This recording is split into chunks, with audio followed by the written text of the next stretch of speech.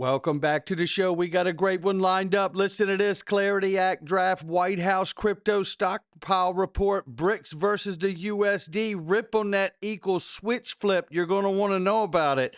Swift deadline and XRP price is about to jump. Somebody roll that beautiful intro.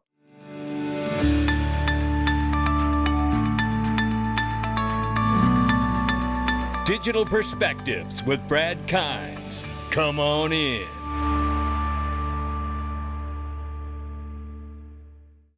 Welcome back to the show. You can follow us on X, YouTube, and DigPerspectives.com for exclusive content. Right now, $3.97 trillion market cap for crypto. The market's off 3.8%, still under $4 trillion. Bitcoin 118,000 plus, holding its own. Ethereum holding 3,800 plus.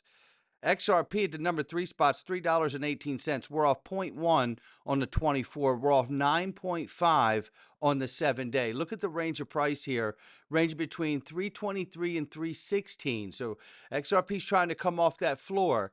We'll keep an eye on it. We've got some great TA for you before we get out of here today. Let's start right here. Well, here's what the problem is. Central bank holdings of government debt. Japan, over 50% of all outstanding government debt. The United Kingdom approaching 50% of the outstanding debt. Eurozone, nearly 1/3 of outstanding sovereign bonds. And the United States, around 1/4 of all U.S. Treasury debt. It is unbelievable that this is where we are now, but it is where we are. Oh, and believe me, it gets worse. But they are talking really good things about the U.S. Senate Banking Committee, because they just released a draft of the Clarity Act, which is aimed at establishing a comprehensive digital asset regulations with public comments invited through early August. Now, I'm not going to find the whole thing and read it to you, but I'll just say this. They're looking here to get the comments, public comments, before the recess, right? The draft legislation, spearheaded by Senator Chairman Tim Scott, who's been knocking it out of the park, seeks to define what constitutes a digital asset and clarify the SEC Commission's oversight responsibilities in the cryptocurrency market. The proposal represents a significant step towards resolving regulatory uncertainty that has long plagued the digital asset industry. So this is where we're going, and this is why this is the bigger piece of legislation. I'm not trying to dismiss the Genius Act. It's incredible. But this market infrastructure bill is what is going to bring everyone off of the bench and the sideline, and in short order, I believe. Meanwhile, the big White House to unveil national crypto stockpile report this Wednesday. According to the administration's crypto task force, that report will be a set of recommendations around potential regulation ahead, including the feasibility of a strategic national stockpile of. Okay, so now we're getting into that conversation again about the stockpile. So we should learn more about that on Wednesday. And this is all good to find out because it's leading us up to the legislation becoming law in the Senate once it passes the Senate and then goes to the president's desk. This is what we need to happen here to get this done. And then we can obviously get the Anti-CBDC Surveillance Act done too. But the market infrastructure bill is going to set, I believe, tons of money in motion. And you'll see in a second, so do other people. China announces BRICS will soon take steps to reduce the reliance on the U.S. dollar. Mike Benz says, do not fear, the U.S. government has a plan. Tether is involved. Well, you know what? Tether will be involved, just like Real USD and others. But Tether confirms, as we've discussed here, they will need to develop and launch a new domestic stablecoin in the United States because Tether, as it is, doesn't fly. We are going to announce very soon our new initiative for a U.S. domestic stablecoin that will compete in the U.S. domestic market. So I'm very excited about that. I think will be a very highly efficient new offering for U.S. institutions. Yeah, which, let me translate that for you. USDT in its current form, it doesn't work. It's not acceptable. So all of a sudden, now it's a great idea. I remember watching Paolo Ardoino say, we don't need the U.S. or European markets. Remember when he said that? I remember when he said that. Yeah. He's not saying it anymore, though, is he? Yeah. Well, it goes to show that Tether is not in a place where it can comply. It's much easier to start a brand new stablecoin business than it is to get the current one in compliance. That's what a mess it is, for the record. Now, listen to how much money's about to come into Bitcoin and crypto. Trillions of dollars in assets under management, and registered reps all over the country, financial advisors, can now put people in Bitcoin. We knew it was going to make it go up. We knew the Trump administration was basically friendly to crypto. This was such an inevitable move. That's why it's gone higher now. That's probably why it's going to continue to go higher, because Bank of America, for example, the biggest bank, has not yet made that decision, and they are bound to.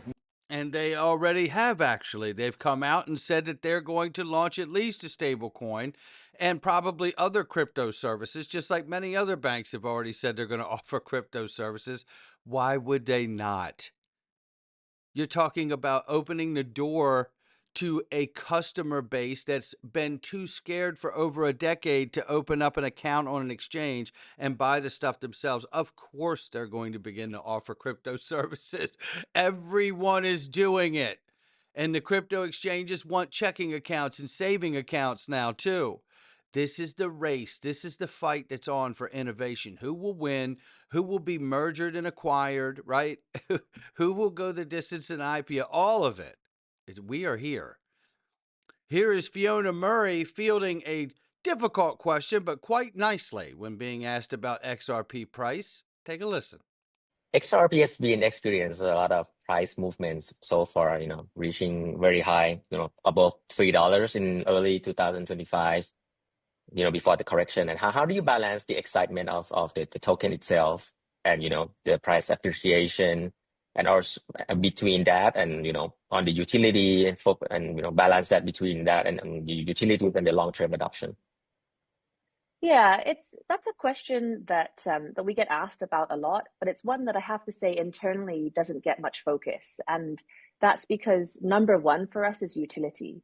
So the market for crypto is very unstable, and often we're surprised by which way the market moves, or some of the volatility, because we don't have an answer or a reason behind it. So what we do as an organization is we have some personal interest in watching this space and tracking the price of XRP, of Bitcoin, of Ethereum.